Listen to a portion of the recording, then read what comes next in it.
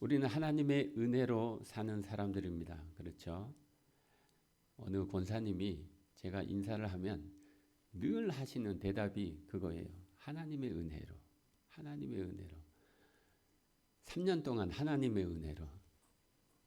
여러분, 우리는 하나님의 은혜로 사는 사람들입니다. 그렇지 않습니까? 여러분, 이런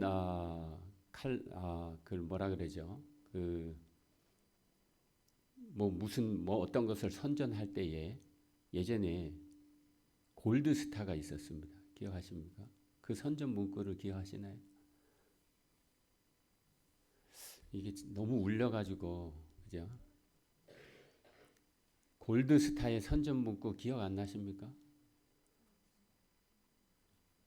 네, 그거 맞습니다. 그거 어때? 순간의 선택이 10년을 좌우한다. 순간의 선택이 10년을 좌우한다. 저는 그 말이 짧지만 굉장히 힘이 있다고 생각합니다. 그리고 제 삶에도 그 짧은 문구가 성경 말씀만큼이나 저의 삶을 잡고 흔들었던 것 같습니다. 여러분 어떻습니까?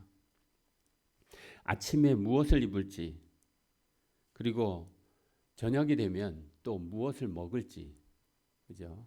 그리고 오늘 누구를 만날지, 앞으로 어떻게 살아갈지, 이런 선택들이 우리 삶에 늘 있다는 것입니다. 매일매일 우리는 선택하며 살아갑니다.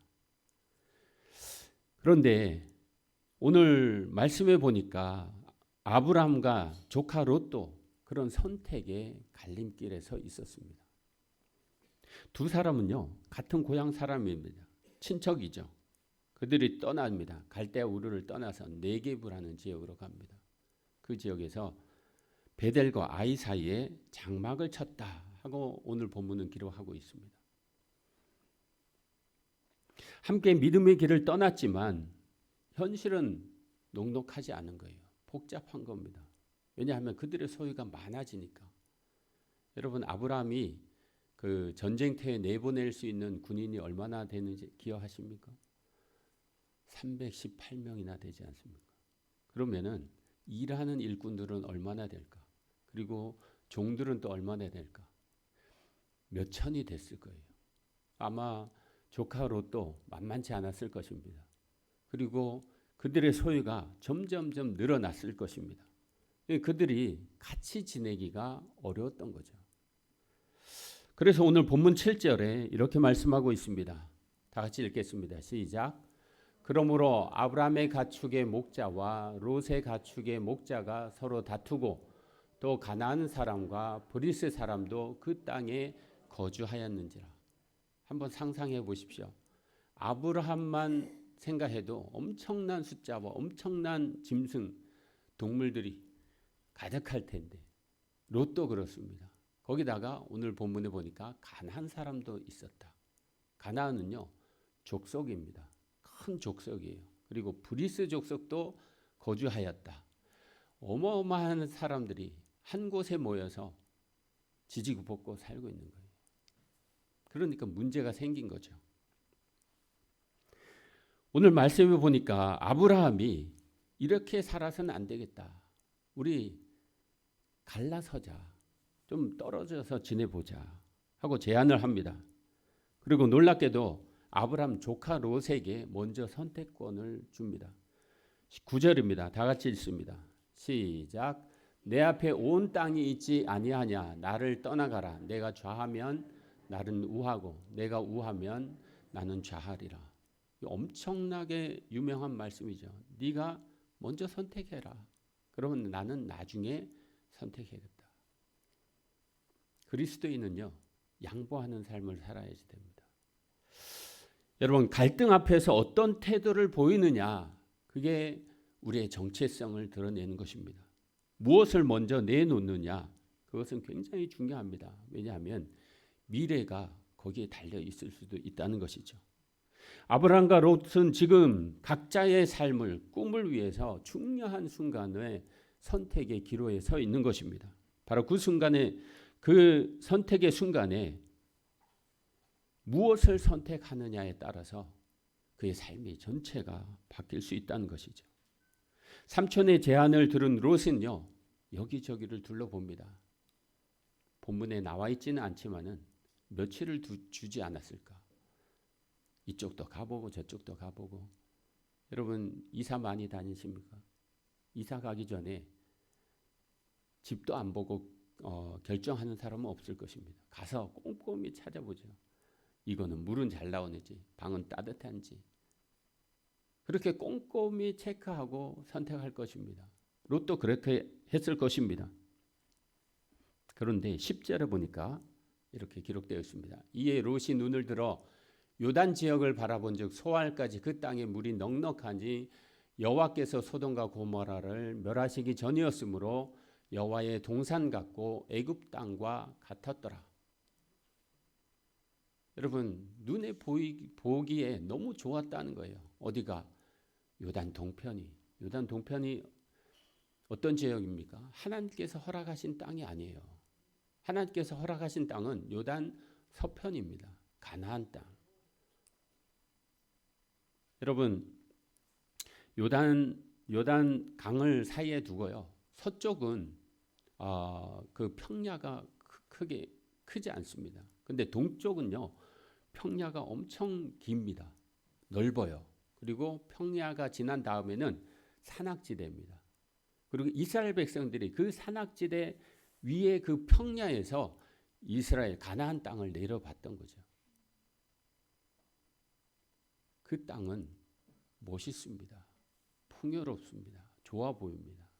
그리고 강줄기가 흘러서 농사짓기도 좋고 짐승을 치기도 유리한 곳입니다.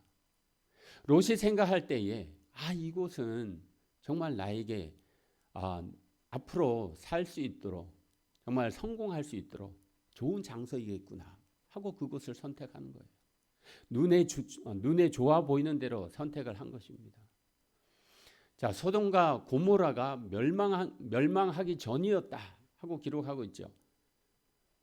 여러분 소돔과 고모라는 우리가 너무 다 잘 아는 곳 아닙니까? 곧 멸망할 곳. 그리고 마지막에 보니까 애굽 땅과 같았더라. 무슨 말입니까? 애굽 땅은요. 나일강이 있습니다. 큰 강줄기죠. 그 나일강이 흘러내려서 마지막에는 여러 갈래로 또 갈라집니다. 그곳이 어디죠? 고센입니다. 그 고센 지역에 이스라엘 백성들이 400년 동안 살았습니다. 애굽 왕이 좋은 땅을 이스라엘 백성들에게 내어준 거예요. 그 땅은 젖과 꿀이 흐르는 땅이었습니다. 가나안 땅보다 더 좋은 땅이었습니다. 애굽 땅과 같았더라. 여호와의 동산 같았더라. 물이 넉넉하고 또 보기도 좋고 또 살기도 좋은, 요즘 말로 말하면은 뭐라 그러죠? 인프라가 좋은 곳. 여러분 롯은요 요단 지역을 선택하고 그 장막을 요단으로 옮깁니다. 그리고 누가 보아도 합리적이고 똑똑한 선택을 한 것이죠. 아마 주변 사람들도 잘 선택했다 하고 생각했을 것입니다. 그 후에 아브라함은요 장막을 헤브론으로 옮깁니다. 헤브론은요 산악지대입니다. 돌밖에 없는 곳이에요. 만물의 상술이 숲을 근처라고 기록하고 있죠. 롯의 선택은요 겉으로 보면 성공적입니다. 좋은 곳입니다. 환경도 좋고 가능성도 있습니다. 사람들은 그의 선택을 박수쳤을 것입니다. 그런데 아브라함이 선택한 곳은요 자세한 설명이 없어요. 한 절도 기록되어 있지 않습니다. 왜 그럴까요? 별로 좋지 못했으니까. 사람들이 좋아하는 곳이 아니니까. 장점을 기록하지 않았습니다. 그런데 롯이 떠난 후에 하나님께서 아브라함을 찾아오십니다. 그리고 약속을 들려주시죠. 하나님께서 아브라함의 마음을 붙들어 주셨습니다. 겉으로 보이는 롯의 좋은 조건보다는 아브라함에게는 눈에 보이는 풍요 대신 하나님의 약속이 기다리고 있었습니다. 12절에 보니까 이렇게 기록되어 있습니다. 다 같이 읽겠습니다. 시작. 아브라함은 가나안 땅에 거주하였고 롯은 그 지역의 도시들에 머무르며 그 장막을 옮겨 소돔까지 이르렀더라. 여러분, 소돔도 곧 멸망할 땅 아닙니까? 너무 좋아 보이는 거예요. 그래서 롯은 옮겨가고 하다가 결국 가서는 안 될 그 소돔과 고모라 땅으로 간 것이죠. 처음에는 물이 넉넉해서 기름진 땅이 좋아서 선택을 했습니다. 그런데 그의 삶이 점점 좋아 보이는 쪽으로, 눈에 좋은 쪽으로 흘러간 것입니다. 잠깐 가보자 했는데 결국 어느새 깊이 들어가 버린 것이죠.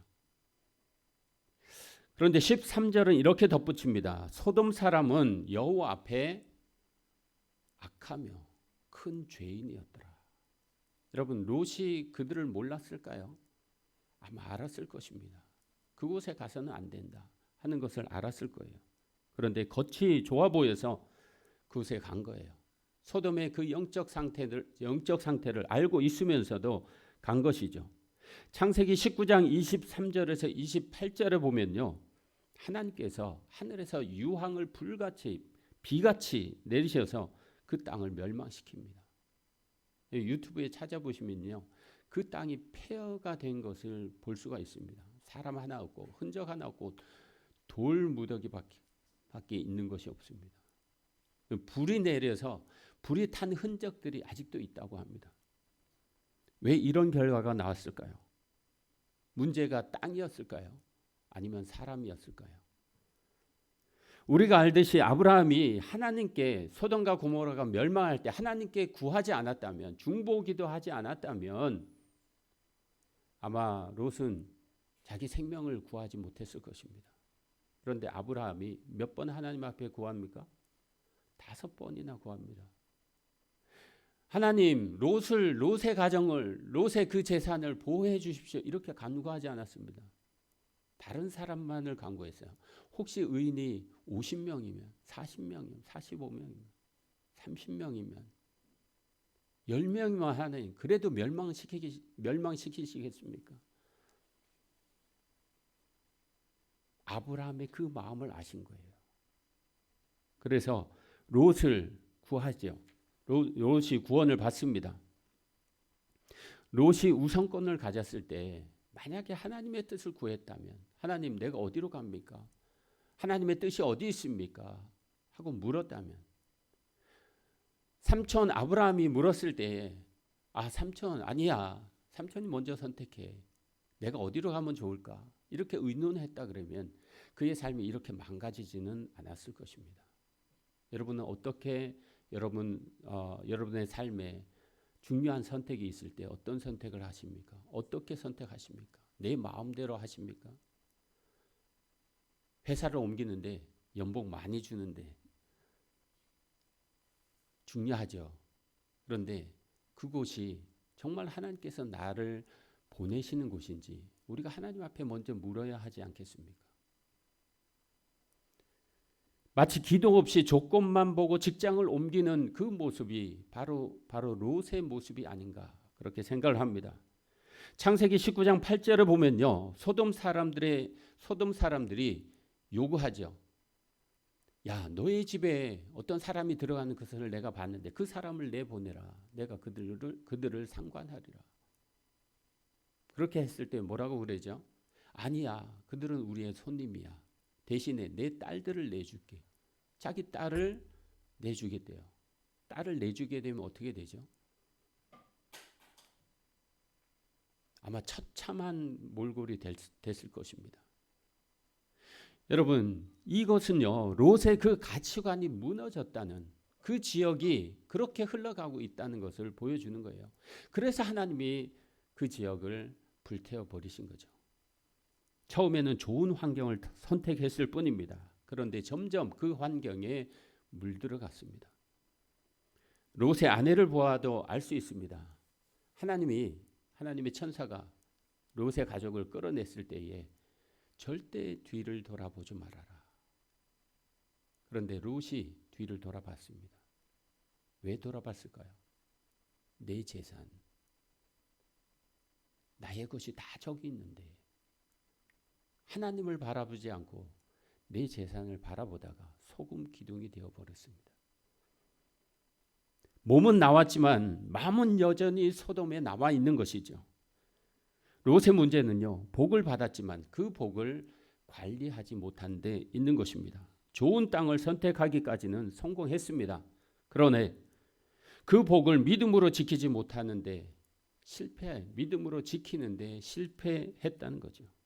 좋은 환경이 반드시 좋은 결과를 보장하는 것은 아닙니다. 그의 실패에는 원인이 있습니다. 첫 번째로 하나님의 뜻에 따라 살지 않았다는 것이죠. 하나님의 뜻을 먼저 묻지 않았다는 것입니다. 두 번째로 자신의 이익과 욕심을 앞세웠기 때문에 그는 멸망받을 수밖에 없었습니다. 결국 자신뿐 아니라 주변의 모든 사람이 다 죽는, 짐승까지 다 죽는 결과를 낳았죠. 겉으로는 화려하고 좋아 보이는 선택이었지만 중심이 흔들리니 그의 삶이 흔들렸습니다. 선택은 순간이지만 그 선택이 만들어낸 결과는 오랜 시간 그의 삶을 흔들어 놓습니다. 사랑하는 성도 여러분, 지금 나는 어떻게 살아가고 있는가 한번 스스로 질문해 보시길 바랍니다. 나는 아브라함처럼 살고 있는가, 롯처럼 살고 있는가? 우리가 힘들 때마다 이렇게 생각합니다. 왜 나는 내 인생은 이렇게 안 풀릴까? 열심히 살았는데 왜 이런 결과가 나왔는지 모르겠다. 그래서 결론을 내립니다. 내 탓이 아니다. 여러분, 내가 하는 선택은요, 다 나의 탓입니다. 그리고 자신의 선택과 행동을 무조건 정당화하죠. 마치 시험 공부하는 아이들이 시험 공부는 안 해놓고 오늘 시험이 어려워서,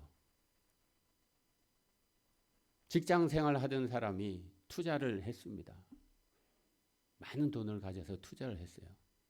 잘 안 됐어. 시장이 어려워서. 요즘 한국 사회가 많이 어렵습니다. 여러분, 그럼에도 불구하고 우리가 하나님을 붙들어야 한다는 것입니다.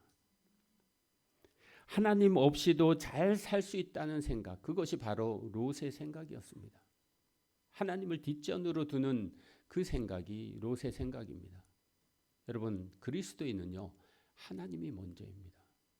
하나님을 뒷전으로 밀어두시면 우리의 삶은 흔들릴 수밖에 없습니다.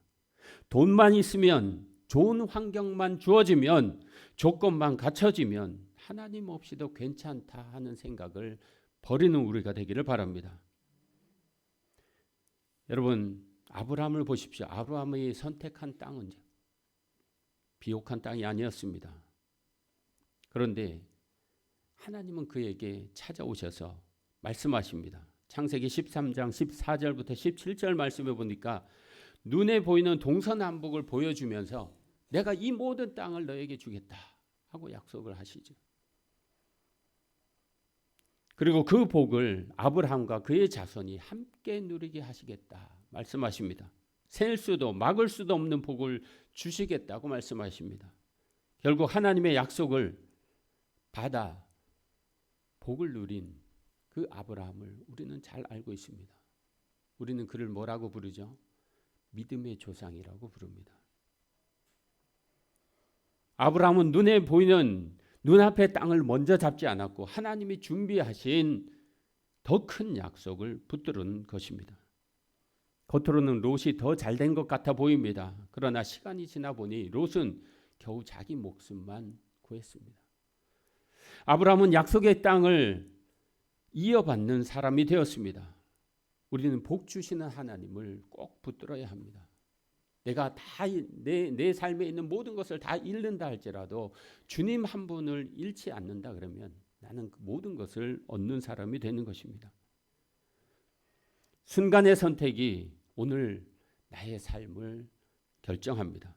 그 선택이 내 자손과 내일에까지 이어진다는 것을 꼭 기억하시길 바랍니다. 자신의 이익 때문에 여러분 관계를 깨뜨리지 않는 우리가 되기를 바랍니다. 롯은요, 자신의 이익을 쫓아서 멀리 가버렸습니다. 가서는 안 될 땅으로 가버렸습니다. 그리고 아브라함의 손을 놓게 되죠. 화목은 손해가 아니라 축복의 통로인 것입니다. 여러분, 주위 사람들과 화목한 그런 관계를 사는 여러분들이 되시기를 바랍니다. 사랑하는 성도 여러분, 우리는 날마다 선택의 기로에 놓여 있습니다. 롯처럼 눈에 보이는 풍요를 붙들 것인가, 아니면 아브라함처럼 하나님을 붙들 것인가. 순간의 선택이 10년을 좌우할까요? 그렇지 않습니다. 순간의 선택이 내 평생을, 그리고 내 후손까지도 그들의 삶을 좌우할 수 있다는 것을 기억하시길 바랍니다. 그러므로 어떤 상황 속에서도, 어떤 조건 속에서도 오직 하나님만은 절대 놓치지 않는 우리가 되기를 간절히 축원합니다. 사랑하는 성도 여러분, 복은요, 많이 받는 것이 목적이 아닙니다. 여러분, 우리는 더 많이, 더 많은 돈, 더 많은 재물, 우리는 더 하면서 살아가죠. 하지만 그것이 우리의 목적이 되어서는 안 된다는 것입니다. 복은 어떻게 선택하고 어떻게 사용하고 누구와 함께 사느냐, 이것이 중요한 것입니다. 롯은 좋은 조건을 선택했습니다. 그러나 중심을 지키지 못했습니다. 아브라함은 눈에 보이는 이익보다 하나님을 먼저 선택했습니다. 아브라함의 그 선택 위에 하나님의 약속이 이어졌습니다. 그러므로 우리도 조건이 아니라 하나님을 먼저 선택하십시다. 내 계산보다 하나님의 뜻을 따라갑시다. 복을 붙드는 사람이 아니라 맡겨진 복을 잘 관리하는 우리가 됩시다. 여기 그렇게 살다가 간 한 사람이 있습니다. 알지 루트로노라는 미국의 사람이 있는데 그는 발명가이고 사업가였습니다. 처음에 그의 삶은 그는 성공하지 못한 사람이었습니다. 실패를 거듭했어요. 그래서 그의 삶을, 그의 시선을 바꿨습니다. 하나님, 이 사업은 나의 것이 아니라 하나님의 것입니다. 여러분, 사업하시는 분 계십니까? 그렇게 생각하고 있나요? 하나님의 것이라고. 하나님께서 그에게 복을 주셨어요. 그래서 10의 1조를 계속 드린 거예요. 하나님 앞에 드렸습니다. 우리도 10의 1조를 하죠. 그런데 더 놀라운 것은요, 10의 90%를 자신의 그 90%를 하나님의 복음을 위해서 사용했다는 것, 여러분 아십니까? 그리고 뭐라고 얘기를 했냐면요, 영어로 읽겠습니다. It's not how much of my money I give to God, but how much of God's money it keep myself. 한글로 얘기하면 내 돈은 얼마나 하나님께 드리느냐가 아니라 하나님의 돈을 내가 얼마나 가지고 있느냐가 문제다. 좀 어렵죠. 10%는 하나님의 것입니다 하고 드렸습니다. 나머지 90%는 하나님이 내게 맡겨주신 것입니다. 그리고 그가 사업에 성공하면 성공할수록 그 모든 재산을 하나님의 복음을 위해서 사용하다가 갔습니다. 1968년도에 돌아가신 분입니다. 그는 실제로 자신의 삶을 내 것이 아니라 나는 하나님이 나에게 맡겨주신 이 모든 재산과 나의 삶이 하나님께서 나에게 맡겨주신 것이다. 그리고 청지기의 삶을 살아갔다는 것입니다. 멋지지 않습니까? 사랑하는 성도 여러분, 복은 내 것이 아닙니다. 복은 하나님께서 나에게 맡기신 것입니다. 그러므로 우리는 눈에 좋아 보이는 길이 아니라 하나님이 기뻐하시는 길을 선택하며 살아가야 합니다. 복을 쌓아두지 말고 하나님의 뜻을 사용합시다. 하나님과 함께하는 길을 붙들며 살아갑시다. 그 결단 위에 하나님께서 우리의 삶과 가정과 그리고 직장과 다음 세대까지도 흔들리지 않는 복을 우리 모두에게 허락하실 줄 믿습니다. 다 같이 기도하겠습니다.